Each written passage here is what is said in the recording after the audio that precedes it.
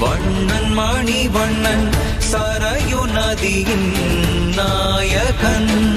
போற்றும் புகழினன் ஊரார் மகிழ்ந்திட செயலின் புயலாய் நின்றனன் மன்னன் எவ்வழி மங்கை அவ்வழி நங்கை பார்வையில் பேசினாள் ஒன்றுபட்டால் உண்டு வாழ்வு நன்று செய்தனன் நாயகன் வெய்யோனின் சோழர்முகன் சீதை மன்னவன் ராஜ திருமகன் சுந்தரன் ராஜாராமன்